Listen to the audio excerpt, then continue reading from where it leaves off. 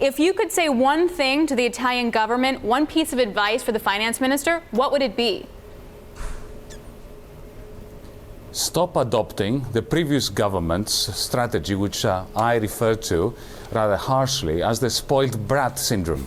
Remember Matteo Renzi, the former prime minister and the darling of the liberal establishment?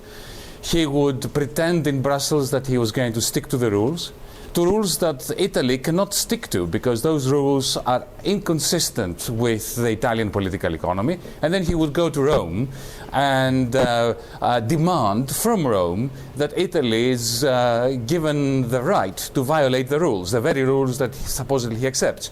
If you want to be a serious Italian prime minister and you want to be true to your own people and true to Europe, actually, you should use your position as the prime minister of the third largest Eurozone economy in order to demand that the European Union Council meets in order to discuss the rules, to discuss a reappraisal of these silly rules, but not to demand your right to bend rules without demanding a discussion about the rules. But is it possible that even if they're going about the wrong way, they're going to an end that makes some sense? Because what they're saying basically is they're going to have to change the rules. They cannot have the same level of austerity. Are they right about that part of it? Oh, the rules are simply unworkable. You have to remember that Italy is something like Europe's Japan. It's an export-oriented, industrialized economy that has zombie banks and a demographic problem. Imagine what would happen in Japan today if you forced it to have a 0% balanced budget and at the same time took away from the Bank of Japan the capacity to flood the market with liquidity. Japan would be a basket case. This is what they're doing to Italy. So the rules cannot work. But the question is, how do you go about changing them? And my very simple idea is that, well, you just convene the European Union Council. You have the right to do this as a prime minister of a very substantial country, a country with a 2.7 trillion public debt. And you say, folks, let's discuss those silly rules again. But they're not doing that. They are demanding that they are allowed to bend the rules. This is not something that goes down well in Germany. Well, obviously, there was a lot of comparison between what happened in Greece and what happened in Italy. And I just want to point out, Mohammed Al-Arian of Allianz wrote this in Bloomberg Opinion last week. He said, Italy doesn't have a current account deficit. It has a surplus. And the average duration of its outstanding debt is longer. With the lower risk of financial default in the short term, the main determinant of possible disruptions resides in dislocations originating from domestic and regional politics. That is the most important factor for investors to monitor closely, meaning that with Greece, there was a material risk that Greece would default, which gave some urgency to a resolution. There's no urgency necessarily for the Italian budget deficit. How does that change the conversation and change who has the power? Well, Mohammed is right in an important sense that Italy is not Greece. Italy is a dynamic economy. It has a very large current account surplus. Almost 3% current account surplus is actually too much for the rest of Europe and the rest of the world economy. At the same time, its government has a primary surplus, a healthy primary surplus. It has had one since 2012. And most of its debt is owed to Italian savers. So Italy should be flying. Italy should be doing very well. It's not doing well because it's got zombie banks and it's caught up in an institutional setting, the Eurozone, which is simply not allowing Italy to breathe. That is absolutely correct. But there's another fundamental difference between Italy and Greece. When I was finance minister, I was prepared to take the negotiations all the way to the very bitter end, and even to accept Grexit if it was the only way of having the Greek debt restructured. But I did not want to get out of the Eurozone. I am a radical Europeanist, not an anti-Europeanist. Mr. Salvini, who is effectively the strong man behind the Italian government, well, it's his great wish to disintegrate the European Union and for Italy to get out of the euro. So the establishment's insistence on policies that don't work in Italy are bringing the European Union closer and closer to disintegration. Well, that's the question. Is the European Union really willing to run that risk? I mean, ultimately, if they disapprove of the budget, there's a theoretical possibility of sanctions, although they've never been imposed. As a practical matter, given the fact that Italy said, you know what, we are willing to withdraw, doesn't it really mean that they're calling the European Council's bluff and saying, basically, you're not going to really be tough with us? Not yet. This may come to fruition in years from now, but you have to remember that Europe is the birthplace of the fudge. There is this process now whereby the Rome government is sending to Brussels its budget for approval. Brussels will say no, it will go back to Rome, it will keep going backwards and forwards for many months. Brussels doesn't really have a way of vetoing that budget.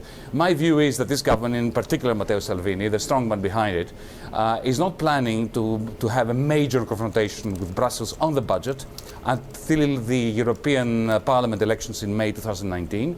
He's using migration and radical misanthropic xenophobia in order to galvanize his support within Italy and within the government. And the budget clash, if it comes, will happen next September, not this fall. So, Yanis, we have a question from a viewer, and I'll just read it for you because I think they're pushing back on you a little bit, someone who is clearly Greek. And what it says is, would you advise Italian politicians to try to change the rules as we, parentheses, Greeks did back in 2015 and ended up with closed banks and a new memorandum with stricter rules? I think pushing back on you a bit, saying, did it work the way you wanted to? Well, you see, I will remind our viewer that in the case of Greece, the rules were in constant flux. The rules could never be applied. Every time they created new rules, they would be violated by themselves because they were silly rules. So every Monday, Wednesday, and Thursday, we would have a new rule book that was devised without any democratic legitimacy or anything like that. And what I was trying to do was to do the only sensible thing that could be done. To say, I'm not going to take more loans from the European taxpayers until we restructure the debt and we make the Greek state solvent again. I think that no finance minister of a bankrupt country has a moral or political right to do anything beyond that. But Italy is a different matter.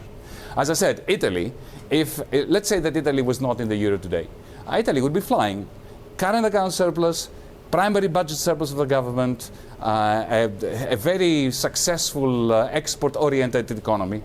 The question now for us Europeans is, how do we actually change the rules in a rational way as a result of a legitimate democratic discussion by our elected leaders at the European Union Summit? So this is what I have been advocating in your program, that Italy should start the process of convening the European Union Summit to have the discussion that Europe is refusing to have, but which we must have. Yanis, explain to us the politics, though, within the European Union, and particularly the politics between Berlin and Rome. As a practical matter, can Angela Merkel ever go into that meeting of the European Council and agree to change the rules in the way you suggest and go back to Berlin and hold her government?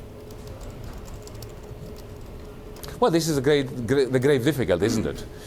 That even if we had a magic wand and we convinced Mrs. Merkel today that the rules need to be changed and to be rationalized, she herself, as a result of procrastinating since 2010, of missing the opportunity that she had to use her very powerful leadership in order to change the rules of Europe over the last few years. Now she is a lame duck chancellor.